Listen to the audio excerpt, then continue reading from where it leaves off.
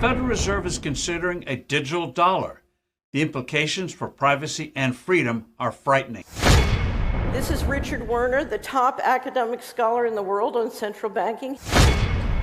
The nature of this CBDC, what is it actually going to look like? They never talk about that. Right. But I heard one European central banker tell me what it's going to look like. He saw it. And it was around this large and would be implanted under your skin. CBDC. If that happens, we're done. So you might have missed what happened Wednesday afternoon at the Fed, but they started their CBDC. Maybe we should start having the conversation of, gosh, this looks like the mark of the beast. COVID makes it accelerates the process of digitalization and automatization. It legitimizes the deployment of mass surveillance, even in democratic countries, and it makes surveillance go under your skin. Several central banks have, like the Bank of England, already prepared their microchip implant, RFID chip, to be implanted under your skin. And why is the sudden discussion about universal basic income from all the grassroots and inverted commas movements and billionaires? Oh, universal basic income is the bribe for you to accept the microchip. The third way we think CBDC can improve financial inclusion is through what we call programmability. Most people don't want to know what's in the vaccines. But yet when we open it almost 2 years into this, we find that it still says intentionally blank. In fact, nobody wants to know what's in the vaccines because, look, if people understood what was in the vaccine, they'd go apeshit. And you see, the difference of this fourth industrial revolution is it doesn't change what you are doing. It changes you if you take a genetic editing. This is one of my favorite podcasts in the last year. In fact, it's taken a year for the two of us to get together. This is a guy that you're going to meet, has a foot in the future, both feet in the future, a clear view of the complicated world that awaits us, a world that is much, much nearer than you might realize. The things of science fiction are coming quickly. You will not recognize your life by 2030. He has a couple of theories as a futurist that are pretty shocking on how fast change will come.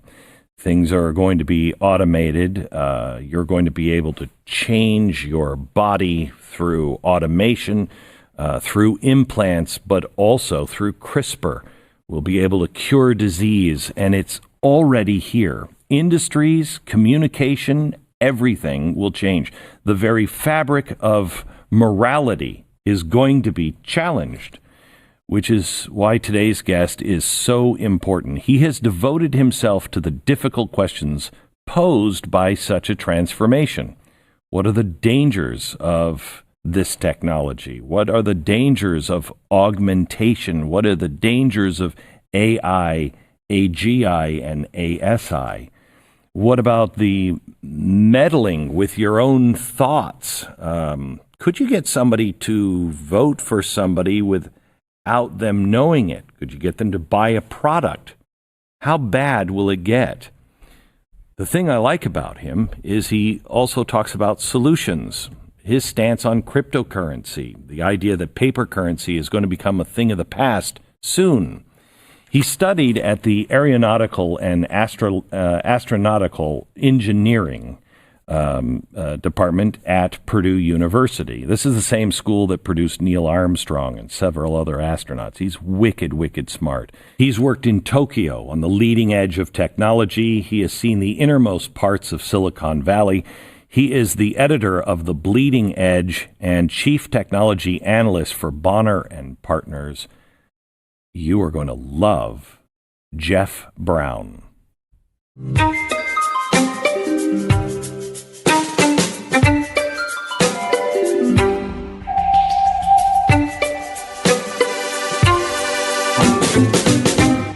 So let's start with something that was in the news that I read from IBM that it didn't happen, and that is quantum supremacy. Right. First of all, explain what that is. Sure. So quantum supremacy has been obviously predicted for decades and decades, a half of a century, and it's the moment at which a quantum computer can outperform the most powerful classical computer on Earth. And right now that computer is called Summit.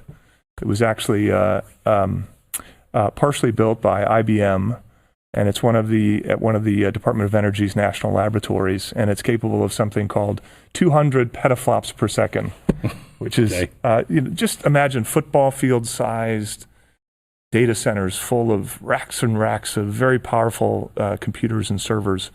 And the job is simply just to compute the most complex problems known to man. That's what that was designed for. And one football field size. Football field size. Okay. So you connect all of these systems together, and they're one large, massive supercomputer. And the U.S. has the most powerful supercomputer on Earth. That's the Summit. For perspective, the quantum computer that was developed by Google is the size of a refrigerator. Wow. And there's a couple racks of equipment that kind of help orchestrate everything, but it's not a big computing system. It's the size of a refrigerator. And that single computer was able to outperform Summit, the most powerful supercomputer on Earth. And the way they tested it is they developed a very complex problem to solve. And the quantum computer at Google solved it in 200 seconds. 200 seconds. And Google calculated that it would take the Summit computer about 10,000 years to solve the same problem. How do they know they got it right? I mean, so the measure is to be able to crunch that massive amount of data and come to a conclusion. So how does that change? How does that change things?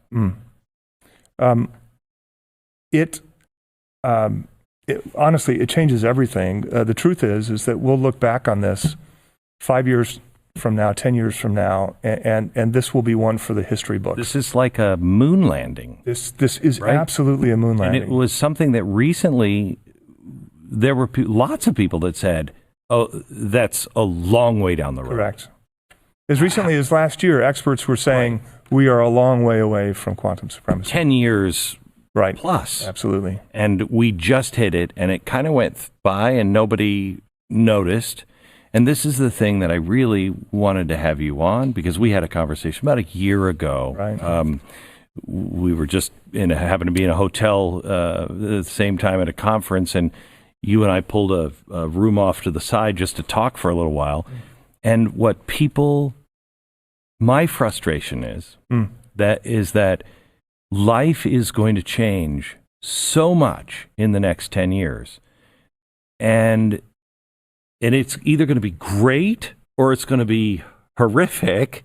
And I don't know which, but I'm excited to find out. But nobody's talking about it. They call it part of the fourth industrial revolution. One of the features of this fourth industrial revolution is that it doesn't change what we are doing, but it changes us. The very idea of human being some sort of natural concept is really going to change. Up until now, the conversation we've been having is around freedom of speech. Once we can access people's thoughts and access people's emotions. The focus, as all of you know, today is on what's now called the Internet of Bodies, involving medical implants and other kinds of devices that go inside your body, and all together with the Internet as a whole comprise the Internet of Bodies. The Internet of Bodies, or IOB, is actually an ecosystem. It's a bunch of devices that are connected to the Internet that contain software and that either collect personal health data about you or can alter the body's function. We think of the Internet of Bodies as this collection of all these devices as well as all the data that the devices are gathering about you. And in healthcare, it's Internet of Bodies has been around for quite a while. So the Internet of Bodies, imagine the power of AI. What is artificial intelligence? It's a way to automate computation and cognition. So we can now automate learning, perceiving, doing computation. It's a pervasive general purpose technology that will be used in all of our industries, that will come into our professional networks, our private networks, our schools, our industries and our offices. What I wanted to epitomize with the Internet of Bodies is this notion that we will be under assessment, we will be under measure of computation in every aspect of our lives in the future. From what you eat, who you date, what you buy on the internet, how much energy you use, but also what are your vital signs? How well are you doing in terms of health? What kind of specific genetic quirks do you have? What's your genome telling about your health, about your mental health, about how well you are doing, how well you are aging, what kind of disease you are susceptible to? It has a bit of an Orwellian twinge to it. Well, we tend to establish the equivalence with cash, and there is a huge difference there. For example, in cash, we don't know, for example, who's using a $100 bill today. We don't know who is using a 1,000 peso bill today. A key difference with the CBDC is that central bank will have absolute control on the rules and regulations that will determine the use of that expression of central bank liability. And also, we will have the technology to enforce that. Those two issues are extremely important, and that makes a huge difference with respect to what cash is. This is Richard Werner, the top academic scholar in the world on central banking. He wrote the book and did the documentary, The Princes of the Yen, about the Japanese central bank. Here he is in Malmö, Sweden, in May. The nature of this CBDC, what is it actually going to look like? They never talk about that. Right. But I heard one European central banker tell me what it's going to look like. He saw it. He was invited to one of the old central banks in Europe that are very much promoting this. And they showed him. And, you know, he's a top, executive director of another central bank in Europe, and there's no reason to believe that he was telling me a story. And he was around this large and would be implanted under your skin. A British company has an idea that would let you ditch your wallet or purse and still be able to pay for things. The company Walletmore says the $300 chip is the size of a grain of rice. You'd most likely have it implanted in your hand, and once it's activated, you can use it at a checkout by just swiping your hand over the card reader. FTX blew up in spectacular fashion. It looks like fraud. But in the wake of that, rather than thinking through, like, why did regulators let this happen, there's a new effort underway to regulate every single financial transaction that occurs in this country through something called the Central Bank Digital Currency, CBDC. If that happens, we're done. So you might have missed what happened Wednesday afternoon at the Fed, but they started their CBDC. Maybe we should start having the conversation of, gosh, this looks like the mark of the beast. COVID makes it accelerates the process of digitalization and automatization. It legitimizes the deployment of mass surveillance, even in democratic countries, and it makes surveillance go under your skin. Catherine Austin Fitz, I have a question for you, ma'am. These central bank digital currencies, how do they work? So it's a digital currency and an all-digital system that can be controlled centrally. So, for example, we saw during COVID-19, there were rules saying you couldn't travel more than a certain amount of miles from your house, right? So there's certain behaviors you couldn't do. This is a digital system where the central bankers and in very centralized ways can make rules about what you can and cannot do with your money, and they can enforce the rules with total surveillance. If people were to read Executive Order 14067, what kind of things are they going to find within Biden's Executive Order 14067? So they're not going to understand what CBDCs are by reading the executive order. Okay. So I would recommend that everybody go to Solari.com, and there's a section on the homepage called Cash Every Day.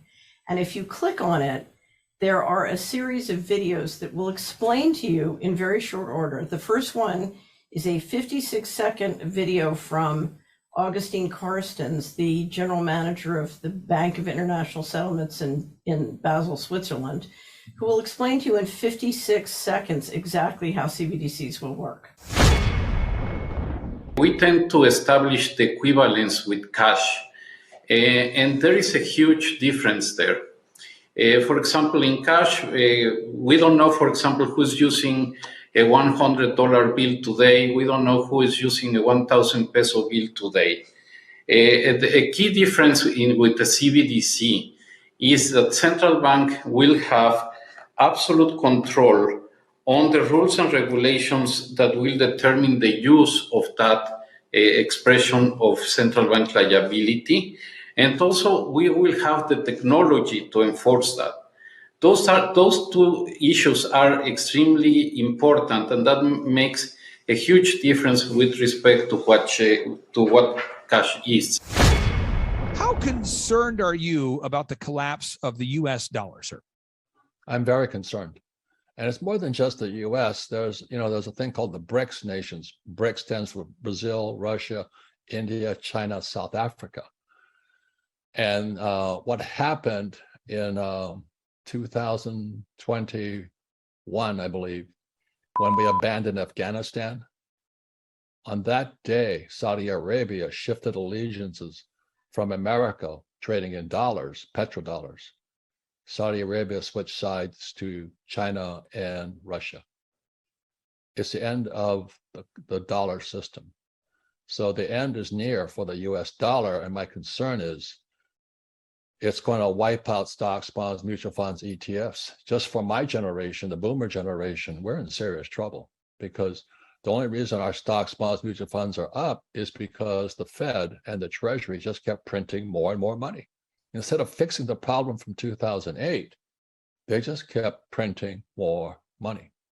And it's about to come to an end. So that's why when I say to people, buy gold, silver, and Bitcoin. You want to stay in what I call real assets, tangible assets. That's my opinion. Most people say buy US Treasuries. That's Harry Dent. I wouldn't trust anything printed by the US government, but that's me. I don't like anything that can be printed. Now, the BRICS nations, again, to repeat for everybody who's hearing this for the first time, you might hear about the BRICS nations. That's Brazil, Russia, India, China, Africa. Those comprise roughly 41% of the Earth's population, and they are teaming up together to unseat the US dollar as the world's reserve currency. And now you have Egypt, Saudi Arabia, Mexico, Nigeria, Venezuela, Algeria, Turkey, and Argentina all teaming up to unseat the US dollar as the world's US. You're on it, man. You're on it. You're on it. Everybody, listen to this guy. He knows what he's talking about. You have the macro picture. Very few people have that point of view. And the Great Reset will be the collapse of the dollar. Inflation. When demand is greater than supply, either you get shortages or you get price increases. And actually what we had was a mixture of both. We are in an inflationary spiral. 66% of people polled expect inflation to get worse. The value of the dollar since I was born has declined by 94% to 6 cents. We are about to face one of the greatest periods of uncertainty in American history. Organize your finances, expand your knowledge, your insight as to what it is that you have, and then start making decisions. When people go to bh-pm.com, they can schedule a free consultation. You're talking about going from the intangible into the tangible. If you can't hold it in your hand, then it's not yours. You don't own it. You can physically hold actual gold and silver. It ships fully insured directly to your home. Inflation rates are going to continue to rise. Don't wait. Don't keep putting off decisions that you know you must make.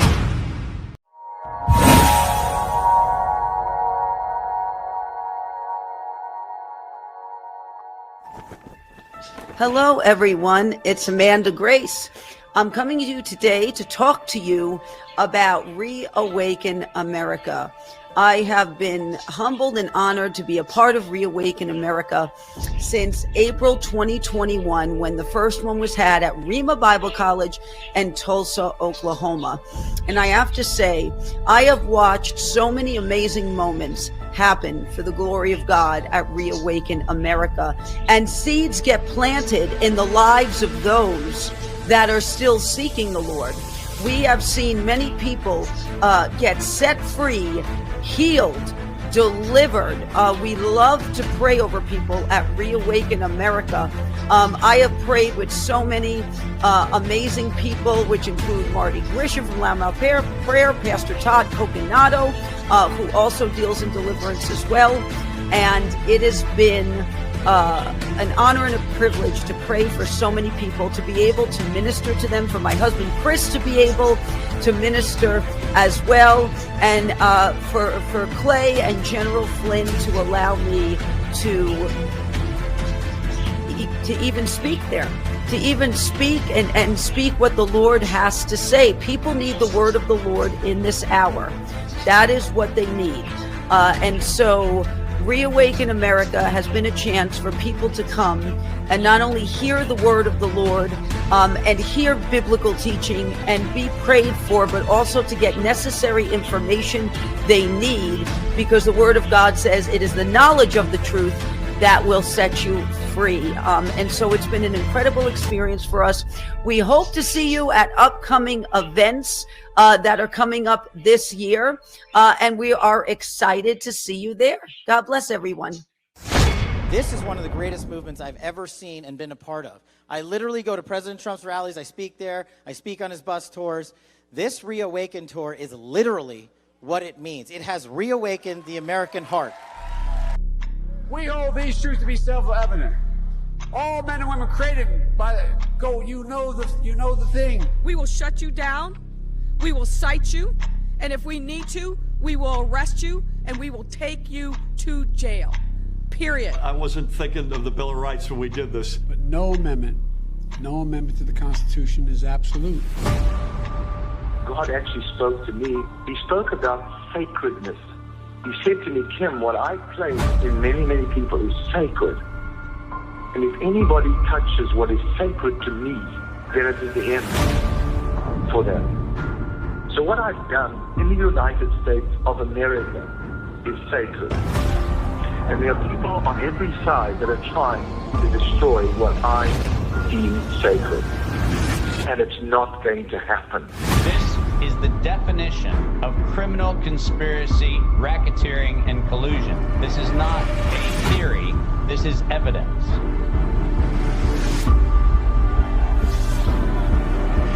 Because I have upheld this country to spread a light to the rest of the world.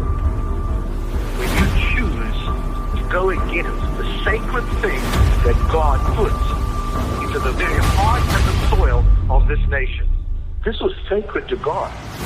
Now is the time to act. This is exactly why I need some action from my people.